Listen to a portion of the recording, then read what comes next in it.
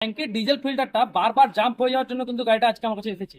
তো বন্ধুরা, এটা হলো স্বরাজ 744 4 হুইল ট্র্যাক্টর। তো এই গাড়িটা কিন্তু যে ট্যাঙ্কিতে যে ডিজেল ফিল্টার লাগানো থাকে সেটা কিন্তু বারবারই জাম্প হয়ে যাচ্ছে, তার জন্য কিন্তু গাড়িটা আমার কাছে এনেছে। তো গাড়িটা এনেছে, এখন দেখছি যে ট্যাঙ্কির ভিতরে অতিরিক্ত নোংরা আছে, তো নোংরা থাকার জন্যই কিন্তু জাম্পটা হয়ে যাচ্ছে।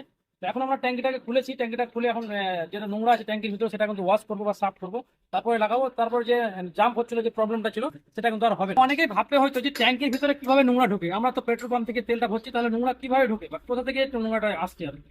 তো এমনটা নয়, ডিজেলে কিন্তু নোংরা থাকে। তো ডিজেলের যে নোংরা একটা তো আছেই, তার সত্ত্বেও কিন্তু আপনি যখন কোনো ব্যারেল নিয়ে তেল যাচ্ছেন বা ব্যারেলে করে তেল নিয়ে আসছেন, তখন কিন্তু ব্যারেলের সঙ্গে নোংরা থাকে, তখন সেটা কিন্তু আপনারা ভরে ফেলেন, সেটা বুঝতে পারেন না। তার জন্য কিন্তু ট্যাঙ্কির ভিতরে নোংরা আছে।